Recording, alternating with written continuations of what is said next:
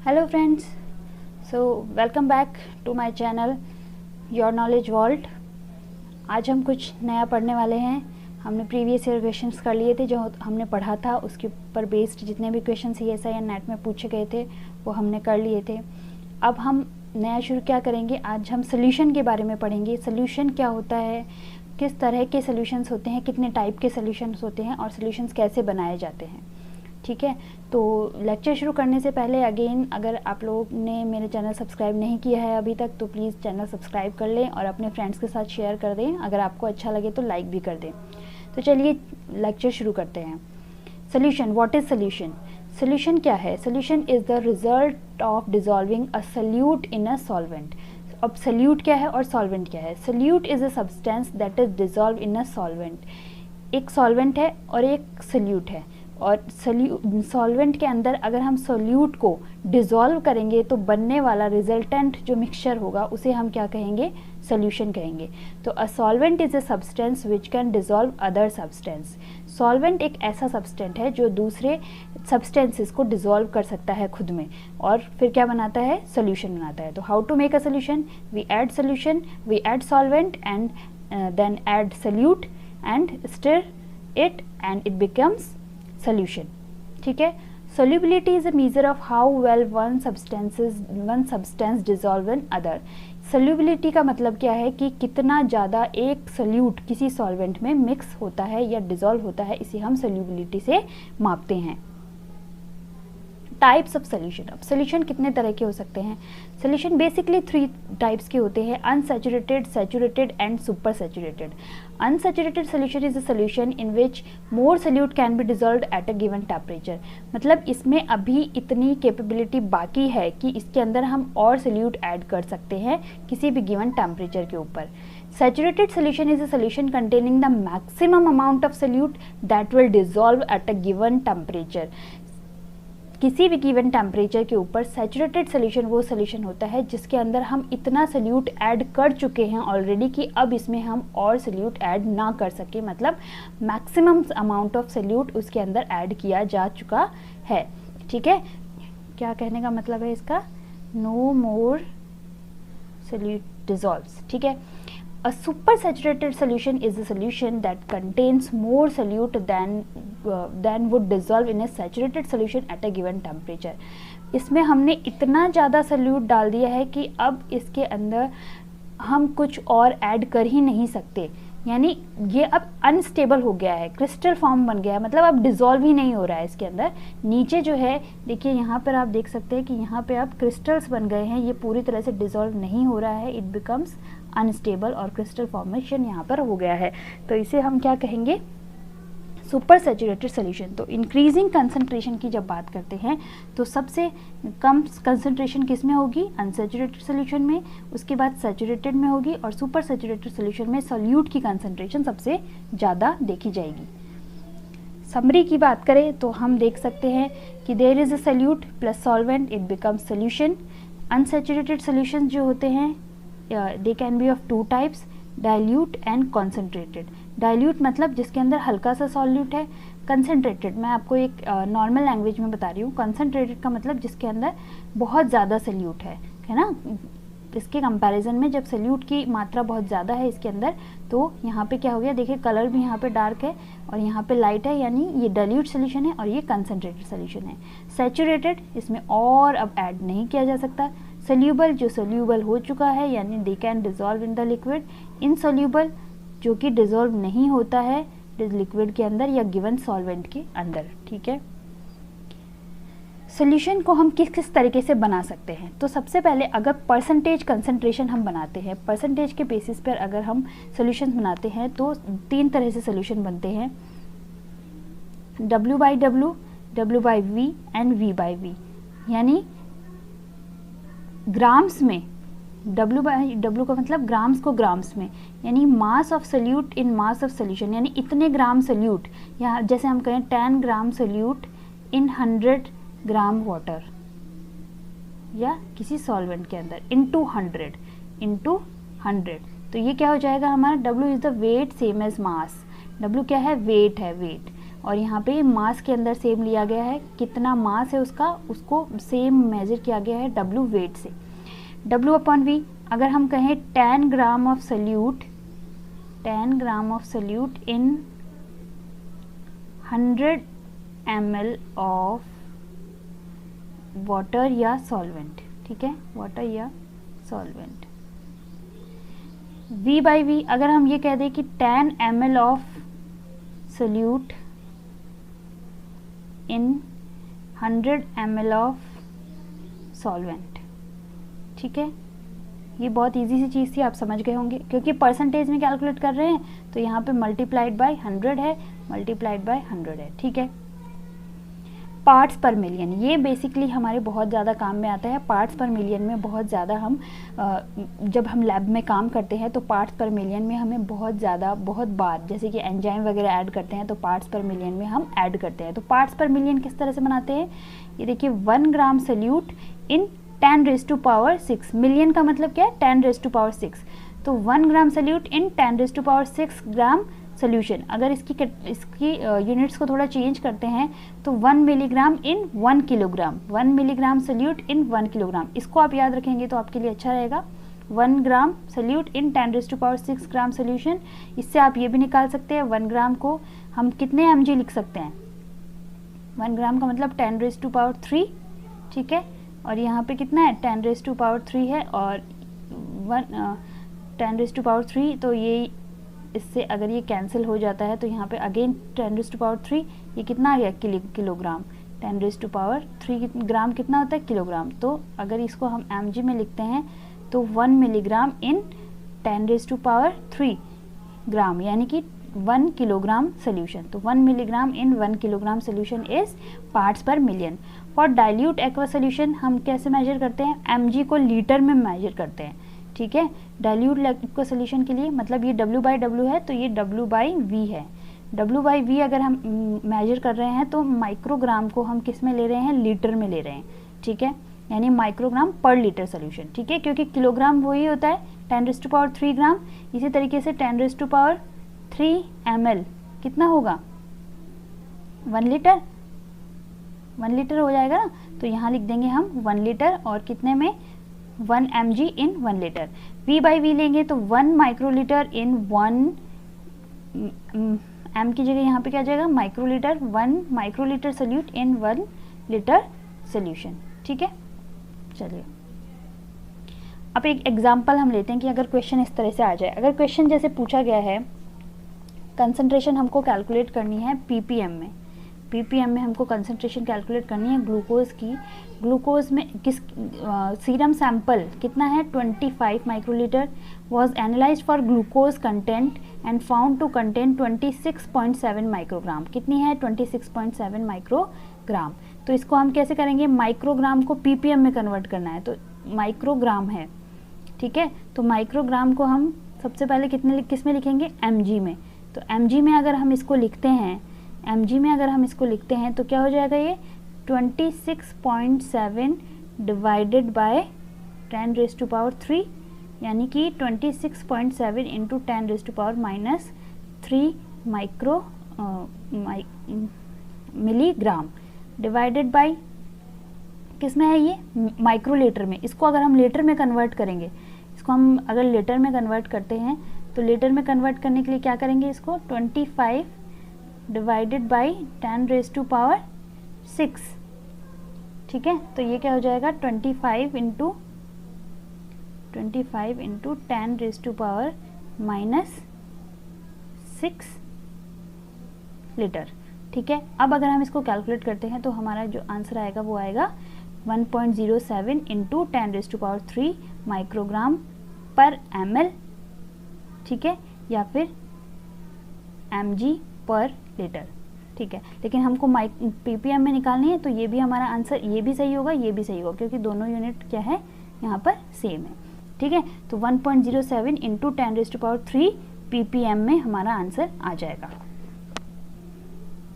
What are molar solution? Molar solution क्या है? Molar solution is one that expresses concentration in moles per volume. जब हम moles per volume की बात करते हैं, अभी हम देखेंगे कि moles क्या होते हैं।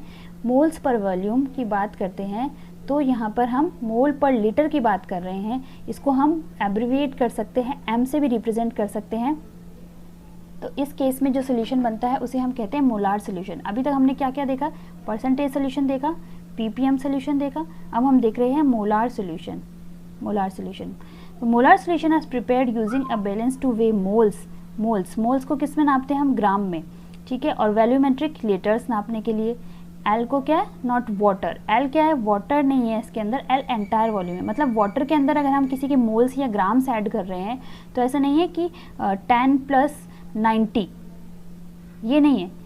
ये जो एल की यहाँ पे बात करते हैं हम पर लीटर, ये एल 90 नहीं है, ये एल क्या है पूरा 100 है, और ये 10 क्या है, मोल्स है, 10 मोल्स इन 100 लीटर, जिसके अंदर 90 कितना है, वाटर है, और ये कितना है, जो हमारा सल्यूट है वो कितना है, 10 मोल्स, ठीक है। इस तरीके से इसको मेजर किया जाता है। बिकॉज द यूनिट्स आर मोल पर litre we can use the equation, इसका ध्यान देने की कुछ खास ज़रूरत नहीं है, आप एम याद रखिए, मोल पर लीटर यानी M. Preparation of molar solutions. How many grams of sodium chloride are needed to prepare 1.5 liters of 0.500 m NaCl solution? सबसे पहले हमको क्या करना है, हमको देखना है कि कितना वॉल्यूम हमको बनाना है। तो हमको कितना बनाना है, 1.50 लीटर्स। तो आप देखिए 1.50 लीटर, हमने 1.5 लीटर एक तरीके से हमने यहाँ पे लिख लिया है, ठीक है। उसके बाद कितना स्ट्रॉन्ग, यानी मोलारिटी कितनी होनी चाहिए, तो हम लिखेंगे 0.5 मोल, ठीक है, ओके, इनटू ये है, और क्या करेंगे फिर, हाउ डज इट वे, यानी इसको किससे मल्टीप्लाई कर देंगे, मोलर मास से, इसको मल्टीप्लाई कर देंगे हम मोलर मास से। अब मोलर मास किसका है, ये सोडियम क्लोराइड का मोलर मास है, NaCl। जब भी आपको एग्जाम में देने जाएंगे तो यहाँ पे आपको CSIR में आपको जनरली ये दिया जाएगा, मोलर मास आपको दिया जाएगा, ठीक है। मोलर मास ऑफ NaCl आपको गिवन होगा, तभी आप इस क्वेश्चन को सॉल्व कर पाएंगे। तो आपने क्या किया कि 1.5 को 0.5, क्योंकि ये लीटर में ही है, अगर ये लीटर में नहीं होता तो हम इसको लीटर में कन्वर्ट करते, नीचे लीटर लगाकर, और ये मोल्स में नहीं होता तो हम इसको मोल्स में कन्वर्ट करते, ठीक है। लेकिन ये ऑलरेडी लीटर और मोल में है, इसलिए हमको इनको कन्वर्ट करने की ज़रूरत नहीं है, हम सीधे मल्टीप्लाई कर देंगे इसको इसके मोलर मास से, तो we will find out the answer कि कितना हमको चाहिए, ठीक है।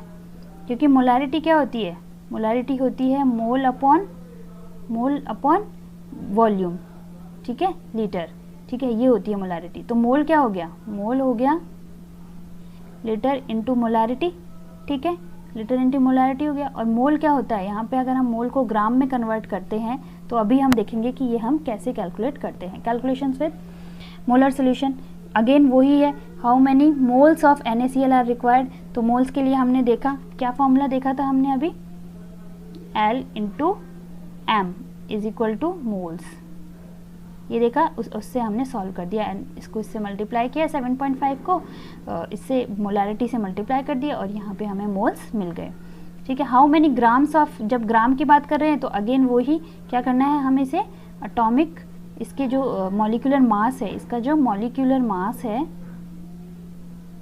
उससे हम इसको मल्टीप्लाई कर देंगे, मोल्स को मल्टीप्लाई कर देंगे, ठीक है। क्योंकि मॉलिक्यूलर मास मोल्स क्या होते हैं, moles is equal to molecular mass और कितना इसके अंदर वे किया है हमने, यानी मास अपॉन मॉलिक्यूलर मास, ये मोल्स होता है, ये अभी हम देख लेंगे। नॉर्मल सोल्यूशन क्या होता है, a normal solution is one which contains 1 gram equivalent weight of a compound in 1 litre of highest solution. यहाँ पे क्या कर रहे हैं हम, जो वेट ले रहे हैं ना वो ग्राम इक्विवेलेंट वेट है, इक्विवेलेंट, क्या कौन सा वेट है, इक्विवेलेंट वेट ले रहे हैं हम यहाँ पे। अब इक्विवेलेंट वेट क्या होता है, of a compound is equal to the gram molecular weight of the compound divided by the total positive balance. जैसे कि मॉलिक्यूलर वेट ऑफ HCl है, HCl का मॉलिक्यूलर वेट कितना है 36.5, अब इसकी वैलेंसी कितनी है 1, H प्लस की वैलेंसी कितनी है 1, तो इसको हम 1 से डिवाइड करेंगे तो हमारे पास ग्राम इक्विवेलेंट आ जाएगा 36.5, ठीक है। अब जैसे हम यहाँ पे देखेंगे, हम H2SO4, इसका अगर हम इक्विवेलेंट मास देखें तो इसका जो मॉलिकुलर वेट होता है वो होता है 98। अब इसमें क्या है 2H+ है, तो हम इसको 2 से मल्टीप्लाई कर देंगे, ठीक है, 2 से डिवाइड कर देंगे, सॉरी 2 से डिवाइड कर दिया हमने इसको।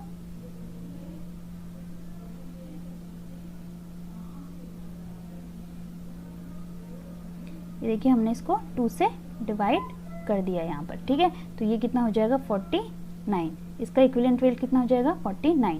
तो सबसे पहले तो हमको क्या करना है, कंपाउंड का इक्विवेलेंट मास कैलकुलेट करना है और फिर फॉर्मूला को अप्लाई कर देना। फॉर्मूला बिल्कुल वही है जैसा मोलैरिटी में होता है वैसे ही नॉर्मेलिटी में होता है।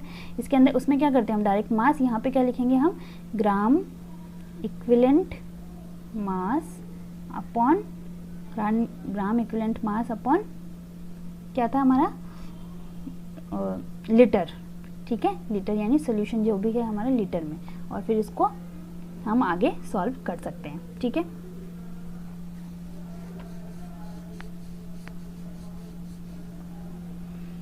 चलिए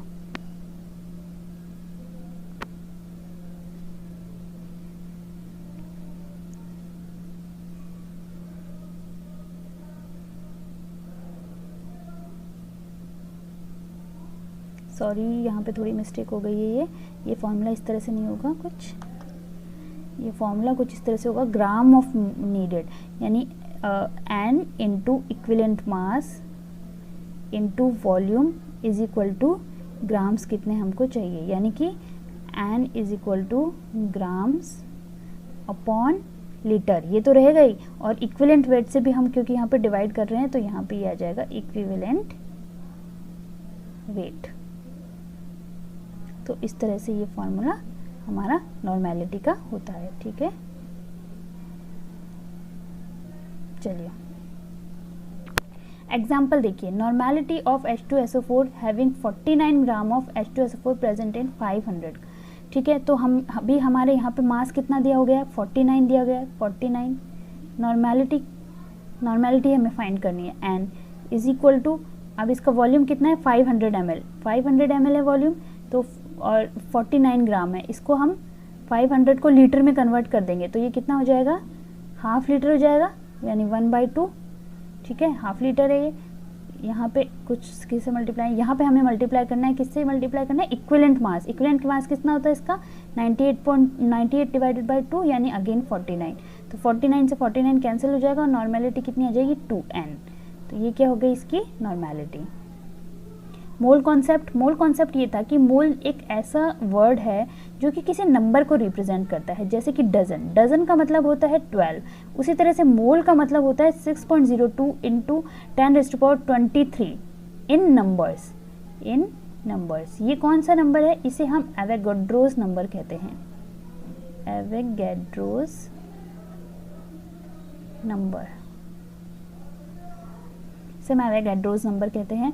The average atomic mass of any element expressed in grams provides exactly 1 mole of atoms of that element। यानी कि किसी भी एलिमेंट का एवरेज एटॉमिक मास जो होता है अगर उसे हम ग्राम्स में एक्सप्रेस करते हैं तो वो उसका 1 मोल हो जाता है। आप ज़्यादा कंफ्यूज मत होइए, बस इतना ध्यान रखिए कि 1 मोल का मतलब होता है किसी भी एलिमेंट के इतने मॉलिक्यूल्स जो हैं, जब भी हमें मॉलिक्यूल्स पूछे जाएं तो हमें मोल को कितने मोल दिए हुए हैं उसको इससे मल्टीप्लाई करना है, क्योंकि इतने ही मॉलिक्यूल्स किसी भी एलिमेंट के उसके 1 मोल के बराबर होते हैं। This concept allow the chemist to count by weighing में ये कॉन्सेप्ट काम आता है। यहाँ पर देखिए मोल्स का क्या है, मास, जैसे मैंने आपको बताया था उसका मास अपॉन उसका मॉलिक्यूलर मास या मोलर मास, ठीक है। जैसे कैलकुलेशन ऑफ मॉलिक्यूल्स की कैलकुलेशन अगर हम करते हैं, wait of the compound of, जैसे कि 1.5 ग्राम्स ऑफ H2 हमारे पास है, तो नंबर ऑफ H2 के मॉलिक्यूल्स कितने होंगे हमारे पास, पहले तो 1.5 क्या है इसका ग्राम्स डिवाइडेड बाय इसका मॉलिक्यूलर मास H2 का 2 इंटू कितने नंबर ऑफ मॉलिक्यूल्स इसके 1 मोल में, ये तो क्या हो गया इसका मोल्स, इतने मोल्स को इतने से मल्टीप्लाई कर देंगे तो ये नंबर ऑफ मॉलिक्यूल्स हमारे पास आ जाएंगे, ठीक है। Number of molecules of chloride इसी तरह से, ये तो नंबर ऑफ मोल्स हमने यहाँ पे लिया है, उसके बाद में इसे हमने एवोगाड्रोस नंबर से मल्टीप्लाई कर दिया है, तो we will find the number of molecules. Oxygen के निकालेंगे तो ये मोल्स ऑक्सीजन के मोल होंगे, और इसको हमने जब एवोगाड्रोस नंबर से मल्टीप्लाई कर दिया तो ये हमें मिल गए हैं नंबर ऑफ मॉलिक्यूल्स। ये वही चीज़ है जो मैंने अभी अभी आपको बताई, सेम चीज़ को एक डायग्राम में इन्होंने रिप्रेजेंट कर दिया है। पीएच क्या है?